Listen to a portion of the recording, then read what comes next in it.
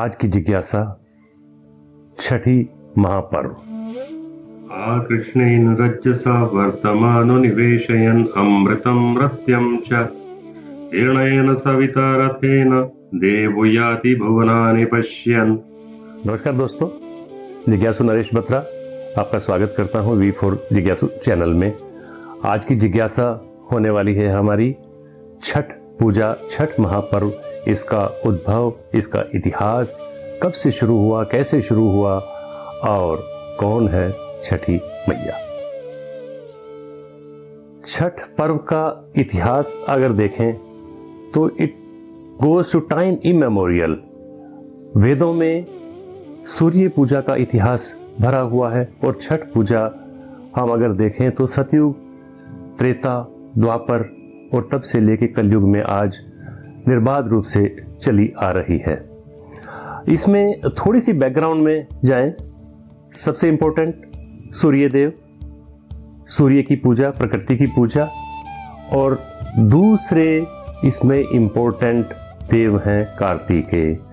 कार्तिक का महीना, षष्ठी तारीख, जिसके देव स्वयं कार्तिक भगवान हैं। सतयुग में जो इतिहास मिलता है, पहली बार माता पार्वती ने छठी का व्रत किया था, तब जब ताड़कासुर के साथ युद्ध के लिए कार्तिकेय को देव सेना का सेनापति बनाया था। उस वक्त उनकी उम्र सिर्फ 4 वर्ष की थी। नेचुरली माता थी पार्वती जी को चिंता हुई तो उन्होंने सूर्य देव का और छठी मैया का व्रत किया। अब प्रश्न उठता है कि छठी मैया कौन है।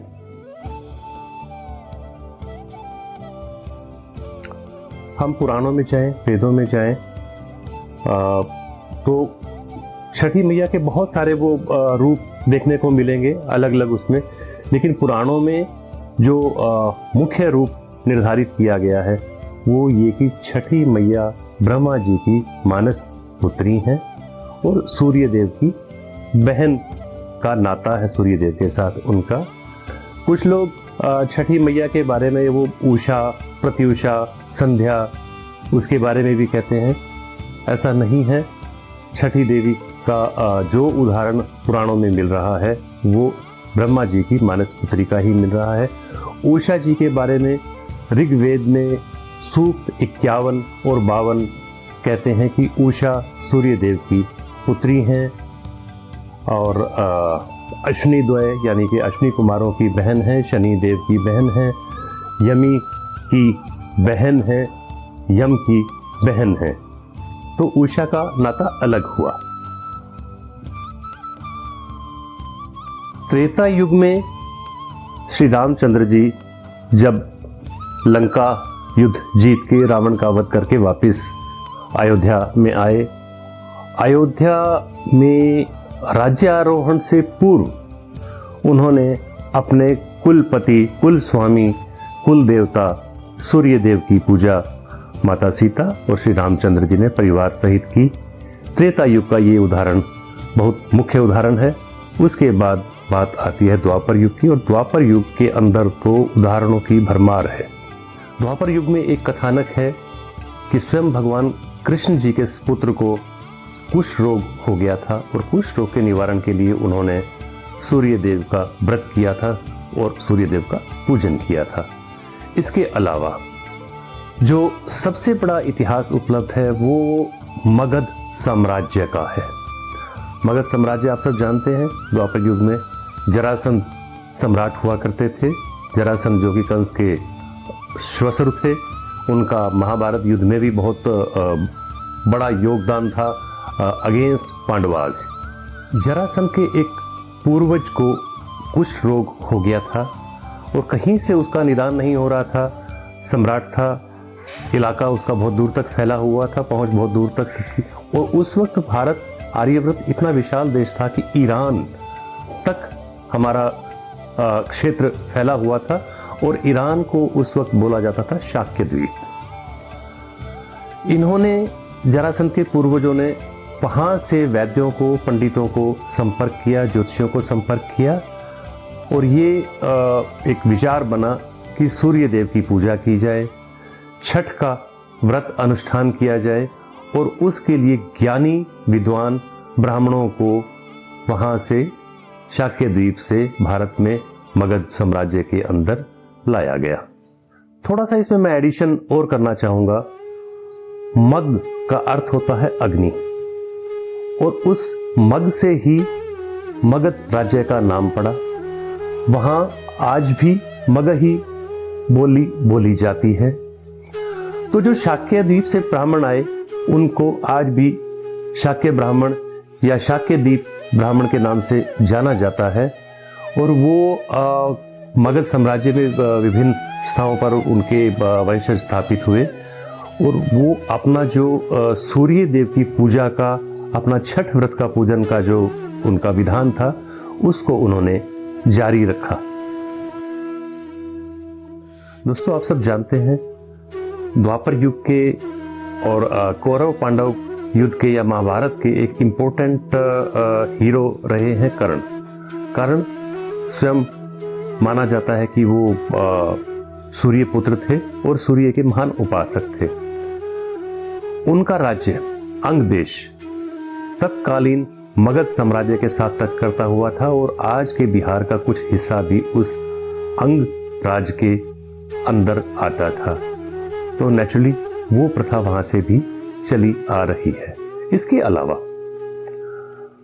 पांडवों ने और द्रौपदी ने जब वो एग्जाइल में थे, जब वो उनका 12 वर्ष का वनवास और 1 वर्ष का अज्ञातवास का समय चल रहा था, अपनी मुसीबतों से छुटकारा पाने के लिए उन्होंने षष्ठी का, छठी मैया का व्रत किया था।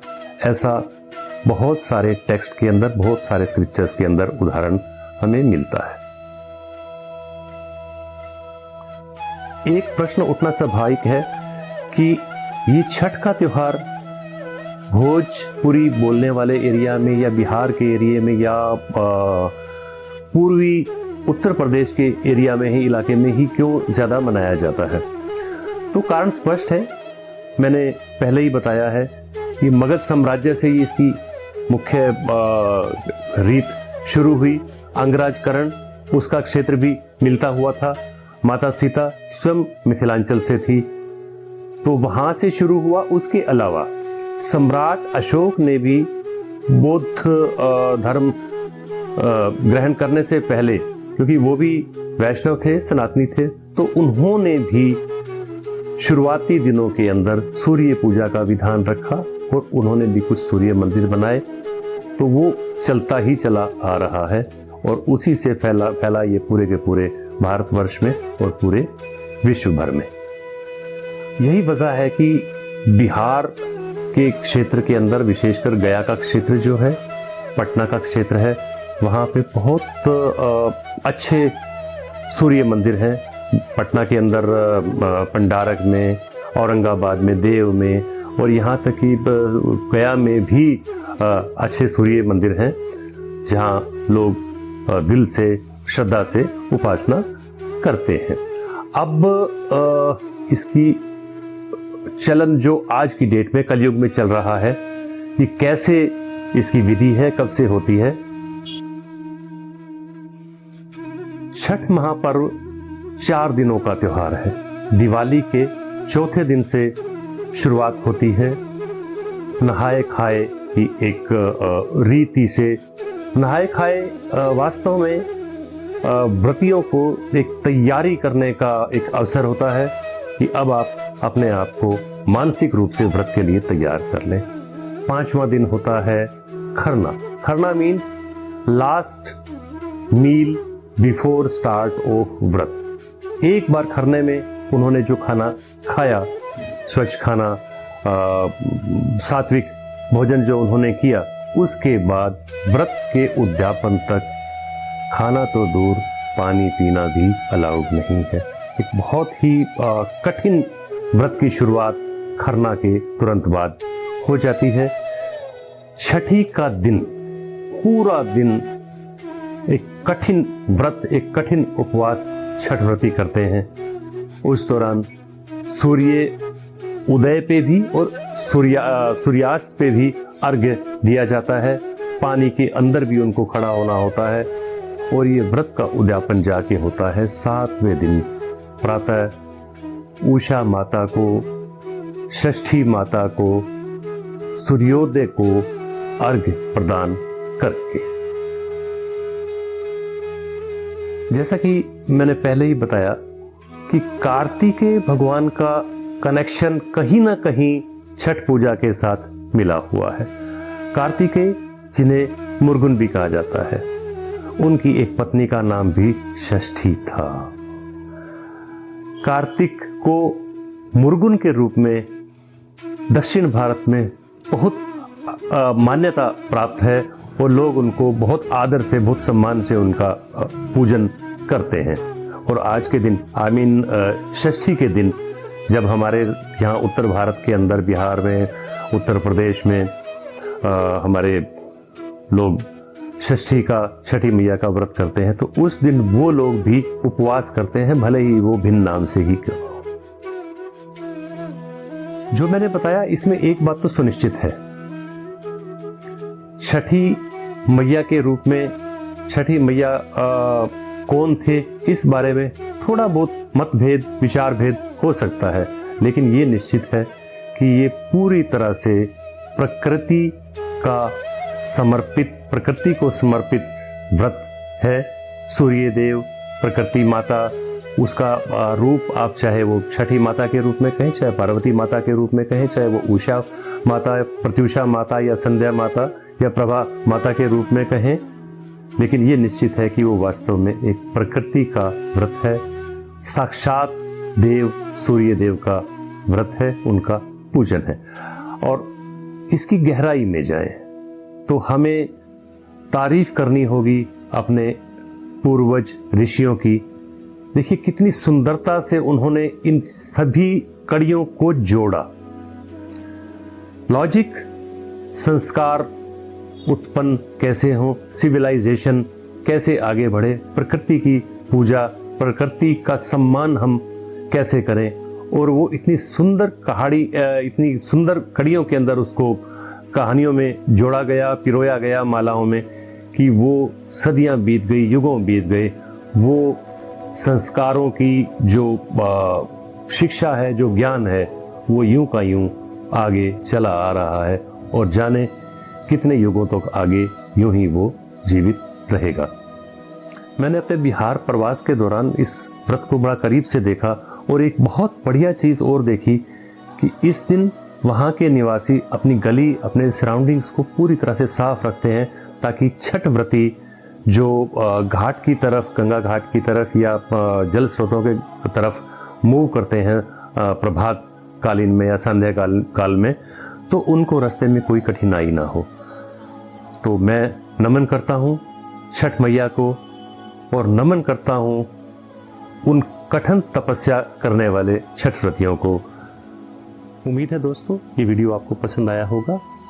आप इस वीडियो को लाइक करें, अपने सभी दोस्तों के साथ शेयर करें, हमारे चैनल को सब्सक्राइब करें, ताकि आने वाली वीडियोस तुरंत आप तक पहुंच सके, इन वीडियोस का ज़्यादा से ज़्यादा फैलाव हो सके, क्योंकि इन वीडियोस का मकसद ही जो हमारे प्राचीन ज्ञान के बारे में भ्रांतियाँ फैली हुई हैं उनको दूर करना है। हमने मिथ शब्द को तोड़ना है, हमें मैथोलॉजी की जगह पे शब्द पैदा करना है, प्राचीन भारतीय संस्कृति।